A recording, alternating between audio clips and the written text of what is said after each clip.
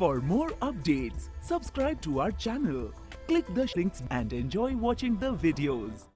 Welcome dear students. तो इसके पहले हमने एक्टिविटी 2.2 ये कंप्लीट कर ली थी। अब एक्टिविटी 2.3 हम स्टार्ट कर रहे हैं। हेडिंग है आपका how do acid and base react with metal. आपको मेटल की रिएक्शन एसिड और बेस दोनों के साथ परफॉर्म करनी है, क्या होता है। सो जैसे कि आप डायग्राम देख रहे हैं, इस एपरेटस के अंदर आपको जिंक के साथ जो कि एक मेटल है उसकी एक्सपेरिमेंट करनी है। सो सबसे पहले जो प्रिकॉशन दिया है कि आपको ये जो एक्सपेरिमेंट है ये in the presence of teacher करना है, क्योंकि इसके अंदर हाइड्रोजन गैस निकल रही है, साथ में आप एसिड यूज कर रहे हो, डाइल्यूट फॉर्म में है लेकिन फिर भी हार्मफुल हो सकते हैं। So set the apparatus as shown in figure 2.1। जैसे कि फिगर में दिखाया हुआ है, एक टेस्ट ट्यूब है, स्टैंड है, बेन ट्यूब है, उसको सोप के सॉल्यूशन में डिप किया हुआ है ताकि जो गैस जो जनरेट होगी वो आपको पता चले कि उसके अंदर गैस बन रही है। तो जो सेटअप है वो उस तरह से आपको लगाना है। Take 5 ml of dilute sulfuric acid in test tube and add a few pieces of zinc granule। आपको टेस्ट ट्यूब के अंदर H2SO4 यानी डाइल्यूट फॉर्म में सल्फ्यूरिक एसिड लेना है और उसके अंदर थोड़े से जिंक ग्रैन्युल लगा के फिर आपको जो कॉर्क लगी है और बेन ट्यूब है उसको फिट करना है। What do you observe on the surface of zinc granule? सो इसके पहले भी हमने जिंक ग्रैन्युल के साथ एसिड के जो एक्सपेरिमेंट है वो देखा है प्रीवियस चैप्टर में। तो जिंक ग्रैन्युल के चारों तरफ से बबल्स निकलना स्टार्ट होते हैं। पास द गैस, और वो जो गैस निकली हुई है वो गैस बेन ट्यूब से पास होते हुए कहाँ आएगी, सोप सॉल्यूशन में।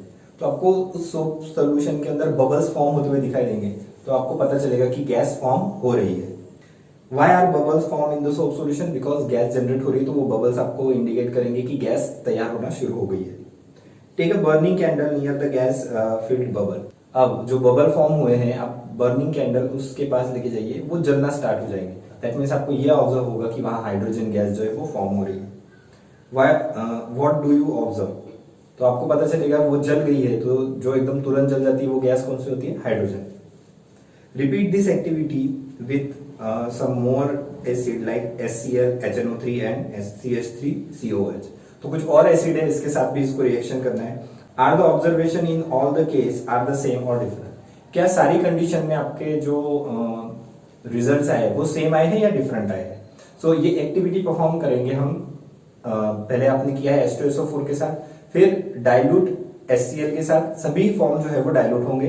उसके बाद आपको लेना है डाइल्यूट HNO3 यानी नाइट्रिक एसिड, और उसके बाद एसिटिक एसिड।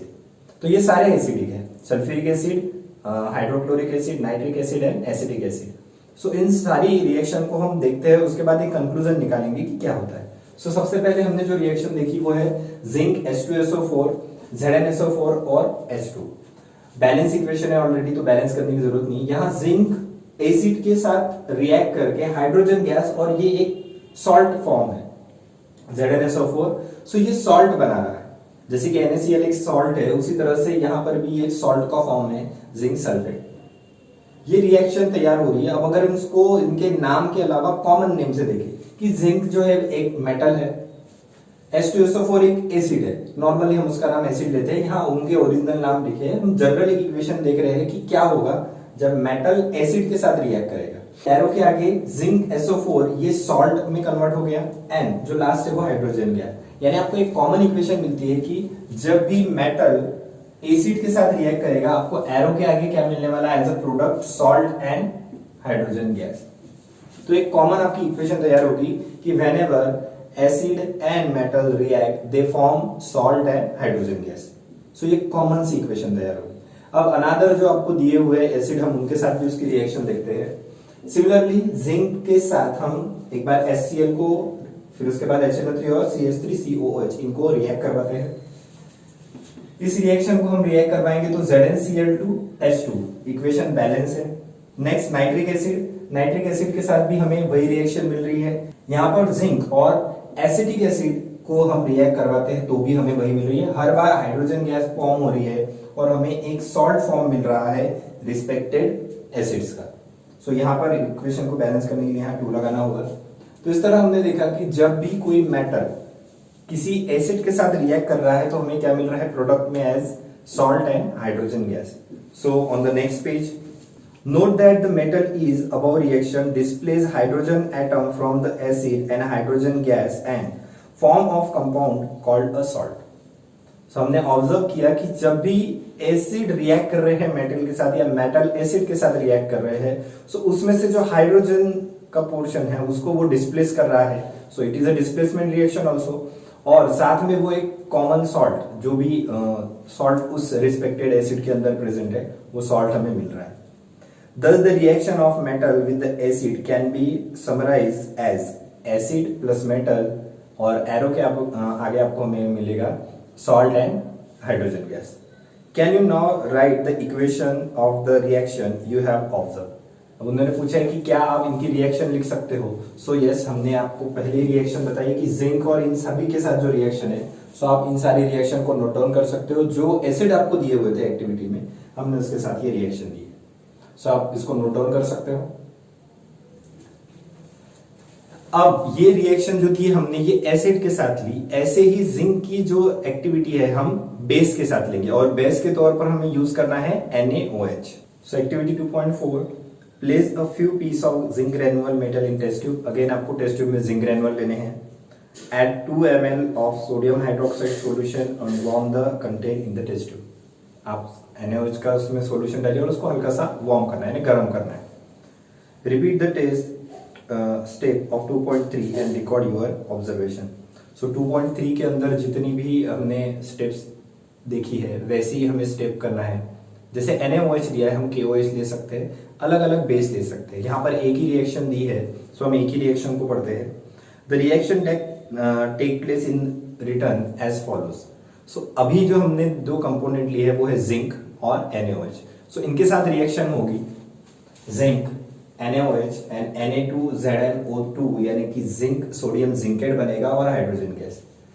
ये जो रिएक्शन है ये मेटल कुछ ही बेस के साथ जो है वो फॉर्म करते हैं, बाकियों के साथ ऐसी रिएक्शन नहीं मिलती है। ये रिएक्शन जिस तरह से हमने परफॉर्म की है तो बाकियों के साथ ऐसी रिएक्शन नहीं मिलती है, इसलिए ये यूनिक रिएक्शन आप इसको बोल सकते हो। सो आगे दिया है you find again that the hydrogen is form in the reaction. इस रिएक्शन के अंदर फिर से हाइड्रोजन मिला है। However such reaction are not possible with all metal. But यही जो रिएक्शन है, अगर हम जिंक की जगह दूसरे और मेटल चेंज करते हैं सो ये रिएक्शन पॉसिबल नहीं होती है, यानी कि बेसिस के साथ मेटल जो है वो कम रिएक्ट करते हैं। सो आपको यहाँ रिएक्शन मिल गई। यहाँ देखिए ये खुद एक मेटल है, ये मेटल है, तो दो मेटल आपस में एक दूसरे को डिस्प्लेस कर सकते हैं, या फिर उनकी अगर जो रिएक्टिविटी लगभग सेम है तो वो इस तरह से अटैच हो जाएंगे। सो ऐसी बहुत सी मेटल है जो बेस के साथ रिएक्ट मतलब बहुत कम रिएक्ट करते हैं, इसलिए आपको मेटल की एसिड्स के साथ जो है वो रिएक्शन बहुत मिलेगी। जैसे कि हमने प्रीवियस एग्जाम में देखा जिंक सभी एसिड के साथ रिएक्ट करता है, इसी तरह जिंक की जगह अगर आप कोई और लेते हो, जैसे Fe लेते हो या और अदर मेटल्स लेते हो, तो भी आपको बहुत सारी रिएक्शन मिलेगी। सो आपका कंक्लूजन ये रहेगा कि एसिड और मेटल बहुत सारी रिएक्शन देते हैं, and when you go with base and metal, so वहां पर आपकी लिमिटेशन होगी, आपको बहुत कम ऐसे मेटल्स होंगे जो बेस के साथ रिएक्ट करते हुए दिखेंगे। सो आपने दो टॉपिक यहाँ देख लिए हैं, metal plus acid and metal plus base, यानी मेटल एसिड के साथ रिएक्ट करते समय क्या क्या देते हैं, और मेटल्स जो है वो बेस के साथ रिएक्ट करते समय क्या क्या कंपोनेंट्स के रूप में, यानी रिएक्टेंट के बाद प्रोडक्ट क्या मिलता है, आपने देख लिया। सो ये दो रिएक्शन हो गई है। इसके बाद हम ले रहे हैं activity 2.5। So 2.1.3 how do metal carbonate and metal hydrogen carbonate react with acid. तो अब हम ये रिएक्शन पढ़ रहे हैं। यहाँ आपको दो टेस्ट ट्यूब, जैसे कि यहाँ एपरेटस दिया है, इस एपरेटस के अंदर दो बार टेस्ट ट्यूब को चेंज करना है, क्योंकि दो अलग अलग केमिकल के साथ हम यहाँ पर रिएक्ट कर रहे हैं। फर्स्ट है टेक 2 टेस्ट ट्यूब, लेवल देम A एंड B। तो टेस्ट ट्यूब लेनी है, उसको A और B देना है, जैसे कि फिगर में आप देख रहे हो, पहले A लेवल वाली टेस्ट ट्यूब है। Take 0.5 gram of sodium carbonate, जिसका फॉर्मूला Na2CO3 है, in test tube A about 0.5 gram of sodium hydrogen carbonate. यहाँ सोडियम हाइड्रोजन कार्बोनेट ऐसा नाम दिया हुआ है, बट इसको एक और नाम है सोडियम बाइकार्बोनेट। वो सोडियम कार्बोनेट और हाइड्रोजन लग जाने के बाद वही नाम का कन्वर्ट हो जाता है सोडियम बाइकार्बोनेट, जिसका फॉर्मूला है NaHCO3 in the test tube B। दोनों टेस्ट ट्यूब आपको तैयार रखनी है। फिर जैसे कि फिगर में दिया हुआ है, आपको टेस्ट ट्यूब A के साथ एक्सपेरिमेंट करना है। About 2 ml of dilute HCl to the both test tube. So हम पहले टेस्ट ट्यूब A के साथ जाते हैं। टेस्ट ट्यूब A के अंदर जैसे आप देख रहे हो ऊपर थीसल फनेल लगी है, वहां से आपको 2 ml HCl वहां प्रोवाइड करना है। व्हाट डू यू ऑब्जर्व, क्या होता है जब ये HCl आप उस सॉल्यूशन के अंदर डालते हो, उस सब्सटेंस के अंदर Na2CO3 के अंदर डालते हो, तो वो रिएक्ट करता है। रिएक्शन के बाद वहां से गैस जनरेट होती है, जिस गैस को जैसे कि आप दूसरी टेस्ट ट्यूब वहां फिगर में देख रहे हैं उसके अंदर पास किया जाता है। उस टेस्ट ट्यूब के अंदर होता है सोडियम हाइड्रोक्साइड, जो ये चेक करने में मदद करता है कि जो गैस फॉर्म हुई है वो कौन सी गैस है। वो जो सॉल्यूशन है वो मिल्की कन्वर्ट हो जाता है। इससे हमें पता चलता है कि जो रिएक्शन अभी हुई है उसके अंदर कार्बन डाइऑक्साइड गैस फॉर्म हुई है। उसके बाद दिया है pass the gas produced in each case through the lime water calcium hydroxide solution as in the figure 2.2 and record your observation। तो यहाँ प्रैक्टिकली पूरा हमने पढ़ लिया है, देखते हैं कि होता क्या है। सबसे पहले जो रिएक्शन हम देख रहे हैं वो हम Na2CO3 यानी सोडियम कार्बोनेट के साथ। टेस्ट ट्यूब ए जैसे फिगर में यहाँ दिख रहा है, तो हम टेस्ट ट्यूब ए के साथ ले रहे हैं। सोडियम कार्बोनेट जो सब्सटेंट है वो ऑलरेडी इसके अंदर प्रेजेंट है। हम थीसल्फानेल से उसके अंदर क्या डालेंगे, HCl। ये उसके अंदर जाकर रिएक्ट करेगा, कॉमन सॉल्ट जो है वो उसी के अंदर रहेगा, साथ में H2O लिक्विड और CO2 बनेगी। इस CO2 को जैसे कि वहां दिखाया है दूसरे टेस्ट ट्यूब के अंदर हम प्रोवाइड करेंगे, जिसके अंदर कैल्शियम हाइड्रोक्साइड है, और कैल्शियम हाइड्रोक्साइड जो है वो मिल्की कन्वर्ट हो जाता है जब उसके अंदर CO2 पास करते हैं। ये हमें पता चलता है कि उसके अंदर CO2 यानी कार्बन डाइऑक्साइड गैस जो है वो फॉर्म हुई। अनदर दूसरी टेस्ट ट्यूब बी के अंदर हम सोडियम बाइकार्बोनेट या जैसे कि आपके बुक में नाम दिया है सोडियम हाइड्रोजन कार्बोनेट, इसको लेते हैं और उसके ऊपर HCl को हम रिएक्शन के लिए डालते हैं। क्या मिलेगा, अगेन हमें सॉल्ट मिलता है, H2O और कार्बन डाइऑक्साइड। सेम यही रिएक्शन जो है वो हमें मिलती है। अब अगर इस रिएक्शन से हम इवेल्युएशन करते हैं कि अगर मेटल जो है या मेटल कार्बोनेट या मेटल हाइड्रोजन कार्बोनेट अगर एसिड के साथ रिएक्ट करे तो हमें क्या मिलता है, तो यहां मैंने लिख के रखा है मेटल या मेटल हाइड्रोजन कार्बोनेट, ये जब एसिड के साथ मेटल कार्बोनेट या मेटल हाइड्रोजन कार्बोनेट एसिड के साथ जब भी रिएक्ट करेंगे आपको तीन चीजें देंगे, salt, carbon dioxide and water. तो ये क्लियर हो गया। पिछले इसमें आपने एक इक्वेशन देखी थी, यहां पर आपने इक्वेशन देखी है सॉल्ट, कार्बोनेट और वाटर। ऐसे ही हमारे पास बहुत सारे रिएक्शन है जो हम आगे चैप्टर में देखेंगे। यहाँ एक और इंटरेस्टिंग चीज दी है कि ये जो सॉल्यूशन को हम फिर ये जो कार्बन डाइऑक्साइड बन रही है इसको जब हम कैल्शियम हाइड्रोक्साइड के सॉल्यूशन में छोड़ेंगे तो वहां दो रिएक्शन मिलती है।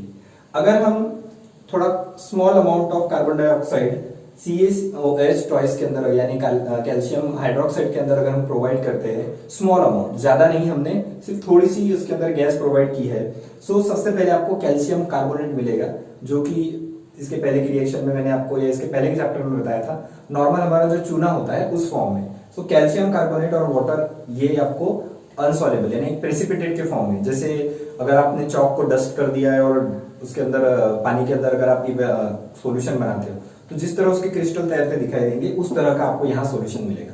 लेकिन आप इसी सॉल्यूशन के अंदर एक्सेस में कार्बन डाइऑक्साइड प्रोवाइड करते जाओ, यानी ये जो कैल्शियम कार्बोनेट वाली रिएक्शन है इसके अंदर और आप CO2 और वाटर प्रोवाइड कर रहे हैं, यानी ये जो कंटिन्यू रिएक्शन चल रही है इस रिएक्शन के साथ कंटिन्यू कार्बन डाइऑक्साइड बन रही है और कंटिन्यू आप उसके अंदर कार्बन डाइऑक्साइड प्रोवाइड कर रहे हो। ये जो सॉल्यूशन है जिसमें कार्बन डाइऑक्साइड पहले स्मॉल अमाउंट में गई थी अब ग्रेजुअली उसके अंदर जा ही रही है। अब ये जो रिएक्शन है तो ये रिएक्शन इस तरह से CaHCO3 यानी सोलेबल कंटेंट देती है वाटर के अंदर, ये पूरी तरह से उसके अंदर घुल जाता है, यानी आपको एक पेस्ट फॉर्म में तैयार मिलेगा। पहले वहां पर सिर्फ क्रिस्टल दिख रहे थे, अब ये सारा का सारा कैल्शियम जो है वो HCO3 के फॉर्म में उसके अंदर, जैसे कि आप चूने का पेस्ट देखते हो जो अप्लाई करते हैं दीवार के ऊपर, उस तरह का प्रेसिपिटेट अब आपको टेस्ट ट्यूब के अंदर गाढ़े फॉर्म में मिलने लगेगा। ये थी कैल्शियम कार्बोनेट, और अगर एक्सिस CO2 अगर भेजेंगे तो फिर CaHCO3 टॉइस, ये किस तरह से फॉर्म होता है।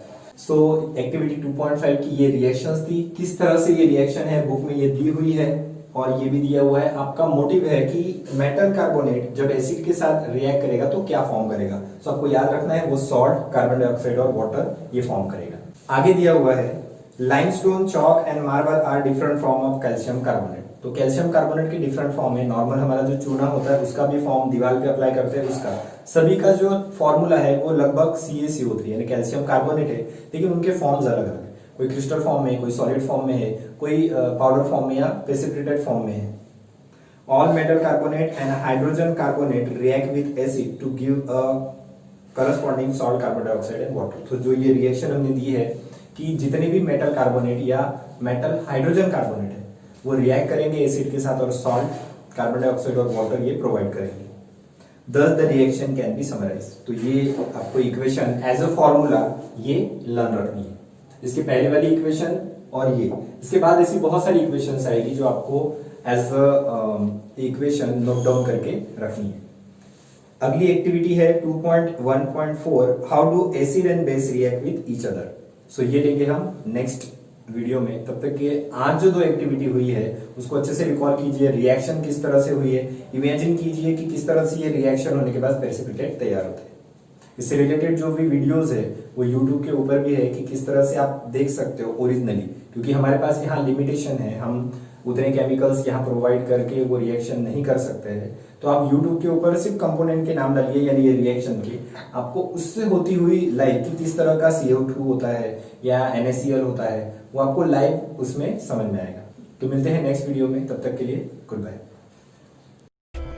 For more updates, subscribe to our channel, click the links and enjoy watching the videos.